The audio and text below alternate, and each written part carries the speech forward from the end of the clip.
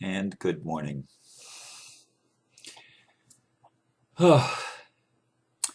Again, lots of pondering going on here on my end this morning, and perhaps that's symptomatic of what's going on all over the world as we look at events that seem to contradict each other, and lots of things happening, and the sense that lots of things are happening that we can't see, which is obviously true to me, maybe true to some of you. But anyway, today's title is Love is Embracing Whatever We Fear. Look, we have all been brainwashed, deceived, and led like sheep to the slaughter. Oh yes, admit it. You've played victim just as I have. Like it or not, that's the nature of the Matrix. And the doctrine of the Matrix would have us believe that if we feel fear in the face of the cruelty and injustice rampant in our world, we will continue to create the same things again. Love or fear, we are told. Choose one. So, many choose denial, which is simply fear masquerading as love. I see it another way. I choose to embrace what I fear, as discomforting as that is, and move into it with all the courage and conviction I can muster. I honestly think that is what love would do if it were in my shoes. And it is in my shoes. I am love. So are you. I began thinking about this subject yesterday after listening and watching a video featuring Bruce Lipton and Rob Williams. And I will post the link to that video at the end of this blurb, which it's already there actually. And Bruce Lipton's part of it was called The Biology of Perception, and Rob Williams' part of the video was The Psychology of Change. And I like Bruce Lipton. I really don't know much about Rob Williams. I think that was probably the first time I'd ever encountered his work, as far as I know. It did not ring a bell, but I've watched Bruce Lipton before with the biology of belief and stuff like that. But Rob Williams was talking about basically the same thing that my friend Bruce Morgan used to talk about, environments that encourage growth. And he indicated that when we are in fear, and I know this is true, we tend to contract and protect. And he said that takes a tremendous amount of energy to protect ourselves. The alternative, the other side of it, is we can choose growth, which is, of course, expanding our consciousness, our love, our being. We're not really expanding it, we're just becoming aware of how big it already is. But it appears from our perspective to be expanding and growing. And that energy is love. Fear produces the energy of contraction. Love produces the energy of expansion. And we are told by New Age philosopher after New Age philosopher, all the psychology of our modern era, we are told that we have a choice. We can either embrace love or embrace fear. Or we can either, they don't use the word embrace. We can either choose love or choose fear. They're the only alternatives we are. And it's part of the Matrix guilt trip from my perspective. Because when I have felt fear and bought into that belief system that if I'm feeling fear, I must be doing something wrong, I must be making the wrong choices. I'm in the wrong energy. And so my natural tendency is to say, well, I'm not afraid. I'm not in fear. And so I go into denial. And I think that that's moving into love, but it's not. It's still fear. It's just fear with a mask, masquerading as love, as I said in the blurb. That's all it is. Fear masquerading as love. Now, it's impossible to be a human being in this world in contact with society, as we are more and more, thanks to the social media and the internet and all that's available to us. We know what's going on. More than we've ever known what's going on before, the human family is aware of things that are happening all over the planet. No one's aware of everything that's happening, nor can we be, but we're aware of much of what is going on. And a lot of it looks really, really bad. And it feels really, really bad. And it generates, and it's made to generate by the people that are pushing it, the leaders of the matrix, if you will. It's made on purpose to produce more fear. So what's the way out? Are we caught in a catch-22? Are we entrapped by the fear? Because we're supposed to be choosing love. And love, we know, is supposed to make us feel good. And fear, we know, makes us feel bad. We know that. And we get really angry, because we don't want to feel bad. We don't want to be put into this box and feel like we're trapped and imprisoned. We don't want to feel that way, but we do feel that way. We do feel as if we're victimized by the world we live in. And in a real sense, we are. But as Bruce Lipton was saying, it's not the DNA. That's not the programming. The programming is the environment. All right, so we live in a crappy environment.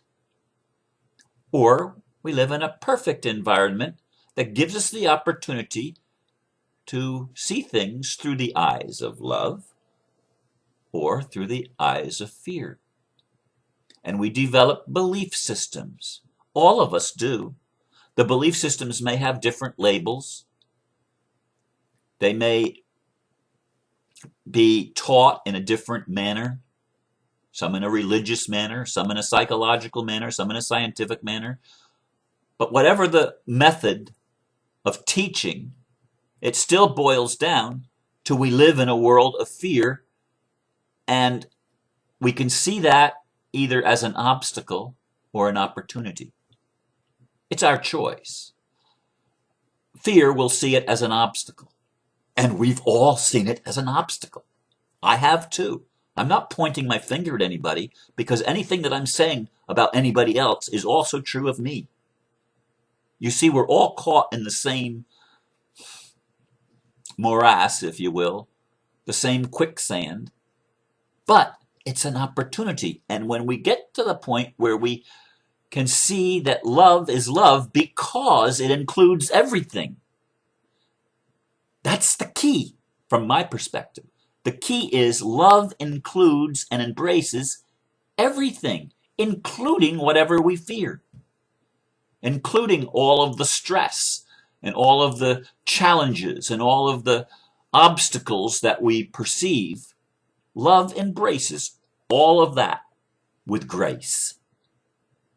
With grace. Another divine gift. Love is the divine, and grace is the way it operates in this world. Unmerited favor is the theological definition of grace that I learned as a boy, or at least as a teenager. I learned it way back then in my Christian fundamentalist days. Grace is unmerited favor. And if there was ever a time in human history when grace is being manifested at a higher and higher level, this is the time. This is the day, this is the age when grace, when unmerited favor is being poured out on us as we have entered the photon belt completely, and we're not just going to go in and out of it anymore. As we've gone into this new energy, grace, the grace of awakening is happening. And it's happening all over the planet, in every culture, in every race. Masculine and feminine energies are being impacted by it. It is the download of the feminine, the awakening of the feminine with a nurturing element of the god and goddess. Okay? It's that energy, and we are engulfed in it. It is love. And it gives us the capability, if we will choose it, and we have to do that ourselves. It's not going to be forced on us. It's an opportunity. We can choose to love. We can choose to love, which means we can choose to see what's out there and call it what it is. Don't go into denial. Don't go into a system where you're just trying your best to ignore the truth of what you actually feel. The truth of what you feel is your truth. The truth of what you think is your truth. The truth of your beliefs is your truth. Look at them. Embrace yourself in those things. They are not you. You are beyond all of that. So am I. But we feel it because we're here in this world right now in 2013 on the 11th day of January. Which, by the way, it just dawned on me that today was the day I did my first video 2 years ago. So I'm starting my 3rd year of doing these videos with this camera. I bought this camera 2 years ago today. I just remembered this is my anniversary of this camera, of working with this camera that sits on top of this computer monitor. But anyway, we live in a world that's filled with contradictions, paradoxes, if you will. And we're faced constantly with people telling us what we can and can't do, how we should and shouldn't feel, how we should and shouldn't think. And they're telling us their belief is the right one. I'm not telling you my belief is the right one. I'm sharing with you some of the insights that unfold in my own consciousness. Because I've been everywhere that you guys are. Yeah, I have been. Pretty much. No, I haven't necessarily had every idiosyncrasy and every belief that everybody in the world has, no. But there's enough common ground, especially when you boil it down to they are either doctrines of fear or doctrines of love, doctrines of contraction or doctrines of expansion.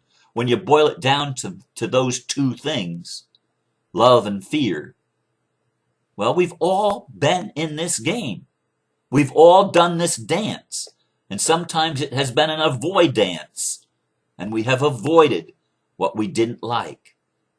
But love always embraces us as we are. Billy Graham was right in his altar calls.